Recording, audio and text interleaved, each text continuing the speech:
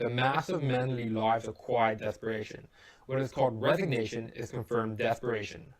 This is a quote by Henry David Thoreau, and I think it's a very deep quote, and one that we can all take some time to learn a little bit from it and apply some of its teachings into our lives. So I'm going to break down step by step, and first things first, we'll read the first sentence again. It says, the mass of men lead lives of quiet desperation, right? So what does that mean? The mass of men, most people, lead lives of quiet desperation. Now, the thing we have to realize here is, what does desperation mean? I have a definition here on Google. It says, a state of despair, typically one which results in rash or extreme behavior. Now, despair just means to have no hope or no faith in things will work out, sort of that nature, hopeless, right? So the mass of men lead lives of quiet desperation, desperation being a result, or a synonym sort of, for having no hope, no faith, and it leads them to act in rash or extreme behavior. Now, what this is saying is massive men are leading lives that aren't going to make them happy. They have no purpose in their life.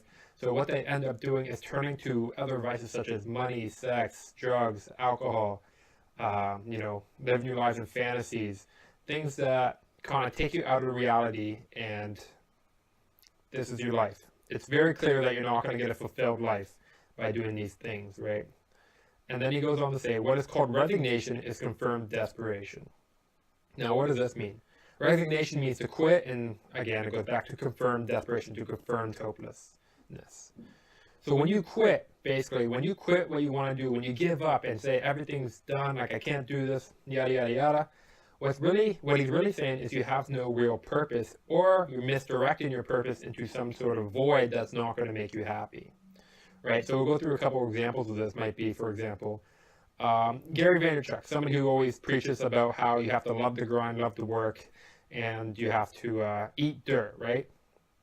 But if you're eating dirt, or you're working very hard, right, for something that you don't like to do, right? Let's say you hate programming, but you want to create a tech startup, but you hate programming, and you're programming every day.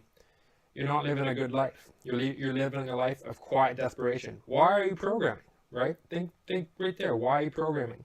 Very likely it's because you were attracted by the large sums of money they could potentially make if you had a successful startup. Better would be say that this programmer, he would switch jobs to something that he liked. Maybe this guy, he was super into basketball, but he won't go to the NBA. He realized that, so he went to programming for the money. Maybe he could find a way to get integrated into sports life, becoming a coach, becoming a physical trainer, right? Becoming I don't know, going into the business side of basketball operations. You got to get a little creative, maybe, but you shouldn't do things just for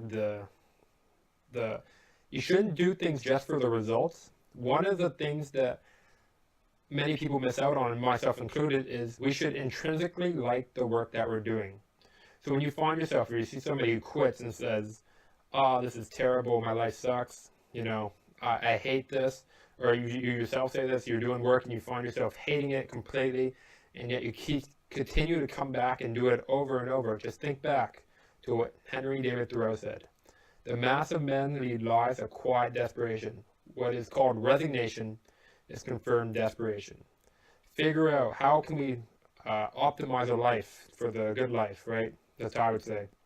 How do you optimize your life so that you're living in a way so that the work that you're doing is something that you want to do, and you love the grind, you love to eat dirt, and not that you want to just get to the green field that's on the other side that may in fact never be there. And just know, that's not to say that you should never do anything you don't like to do.